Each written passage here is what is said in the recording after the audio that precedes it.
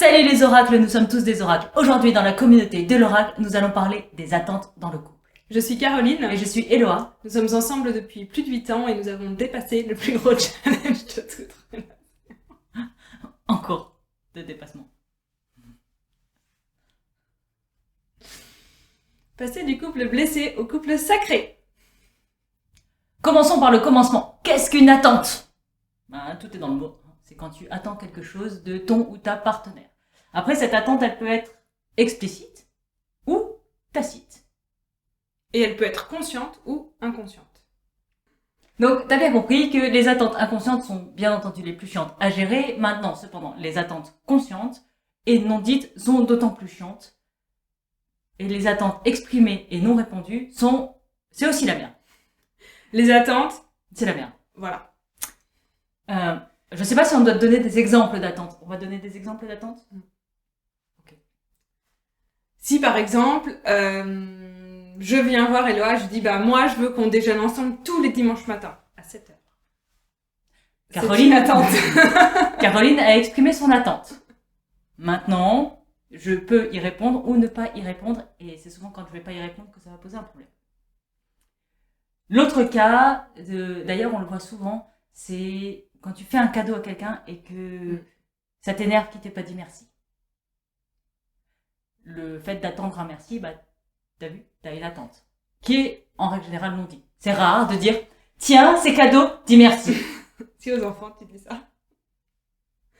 Aux enfants, on leur dit d'apprendre à dire merci, tu vois, on essaye de leur prévoir à répondre à nos attentes futures. Bref, c'est une autre... On leur apprend à anticiper nos attentes, c'est mal. C'est mal. Pas ça. Donc, quand on fait un cadeau et on est censé être détaché de l'attente. Donc, en fait, normalement, quand on fait un cadeau, si les gens ne disent pas merci, t'es censé en avoir rien à foutre. Puisque toi, ton but, c'était juste de faire un cadeau. Et si tu attends le merci et que ça te vexe qu'ils ne disent pas merci, tu as une attente. Donc, comme tu l'as compris, le problème avec les attentes, c'est que ça crée énormément de frustration. Et de colère. Et de colère, et de conflits potentiels, etc., etc. Maintenant, on vient pas te dire non plus, n'aie plus d'attente.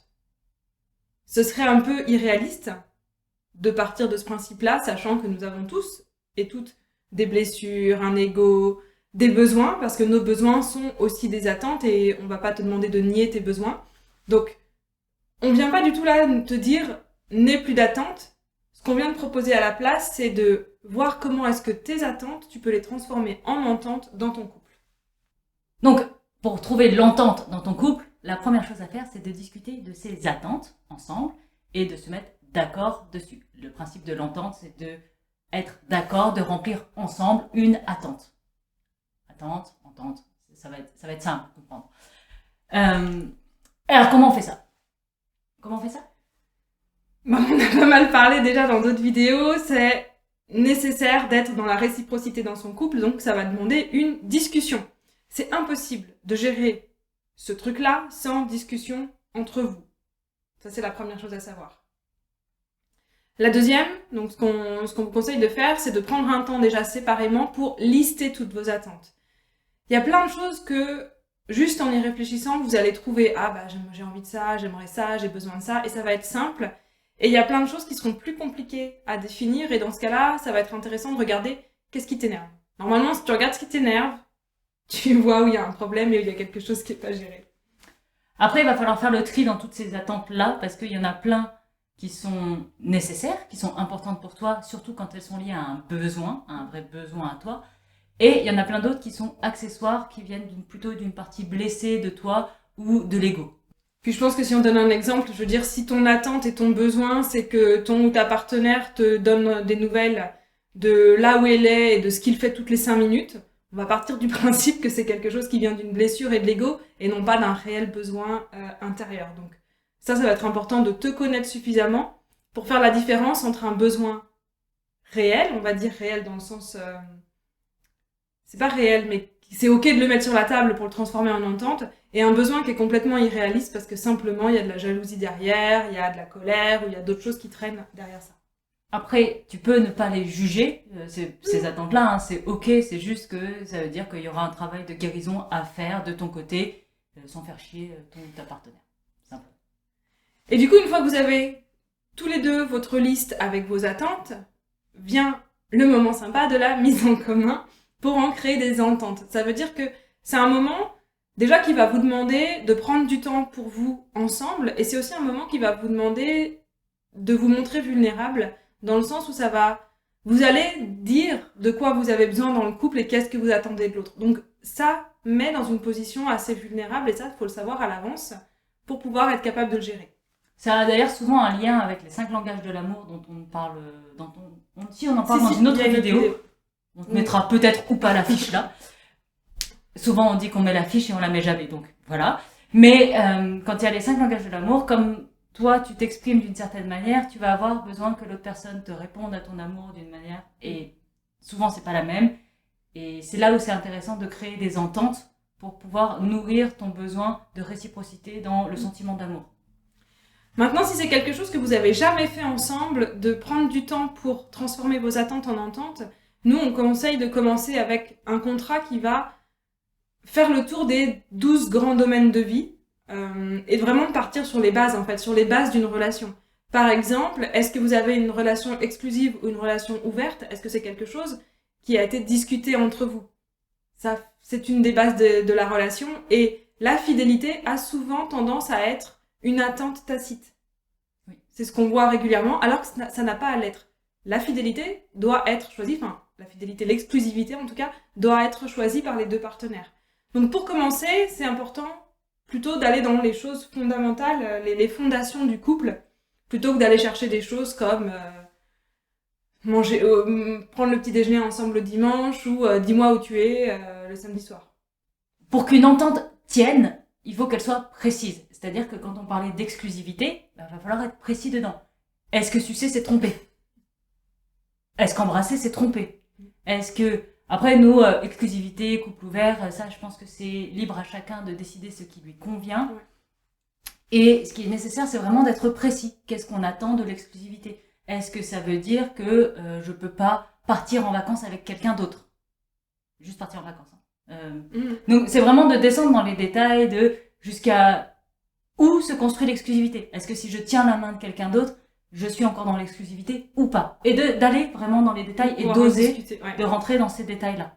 C'est important parce que sinon, l'entente, elle est pas claire et du coup, ça va créer des mésententes. Ce qu'il faut savoir aussi sur les ententes, c'est qu'elles sont renouvelables.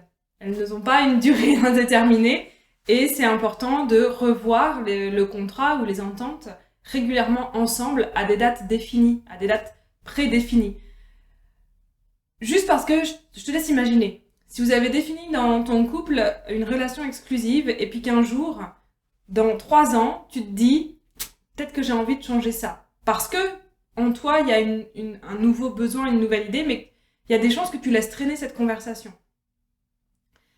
Et ça va être de plus en plus difficile d'avoir cette conversation avec ton ou ta partenaire. Alors que si le contrat qui va mettre sur la table la notion de exclusivité ou pas dans le couple est revu régulièrement, mais en fait ça crée un terrain neutre, j'allais dire, beaucoup plus sain pour amener ce genre de conversation.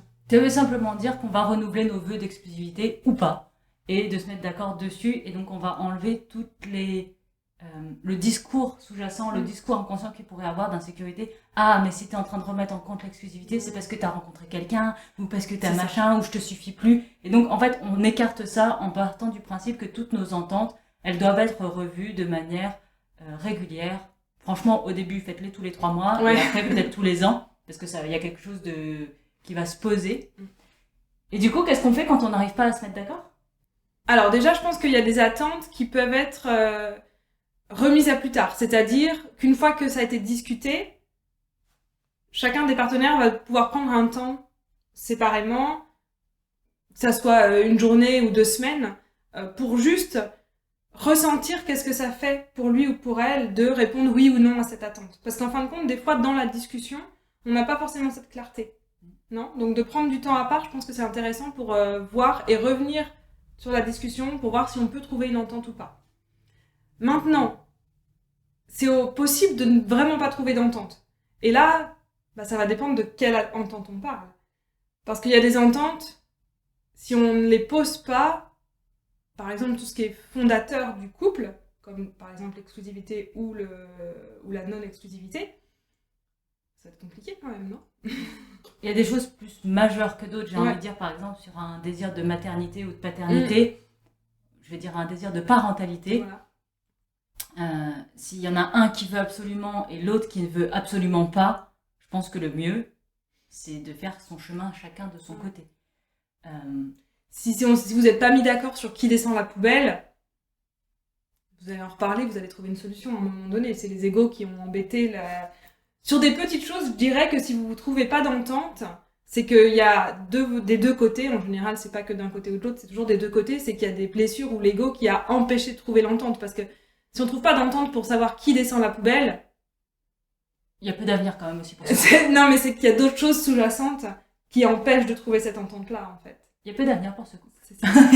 Non, après, l'idée, c'est vraiment de dire que, ok, s'il n'y a vraiment pas d'entente possible, ça veut dire qu'il faut envisager une séparation en conscience.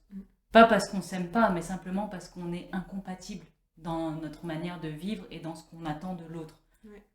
Et c'est ok en fait. Ça, on pourra en refaire une vidéo sur la séparation, la rupture en conscience, parce que ça peut très bien se vivre dans ces conditions-là. Ouais, tout à fait. Donc, on en parlera plus en détail dans une prochaine vidéo. En attendant, ce qu'il faut retenir aujourd'hui, c'est que des attentes sans entente, c'est la merde. Les attentes, on a besoin de les transformer en entente, et ça se fait à travers la discussion et ce que nous on appelle le contrat de couple, mais en fait. Contrat de couple, donc c'est juste se mettre d'accord clairement sur les termes de ce qui est entendu ensemble.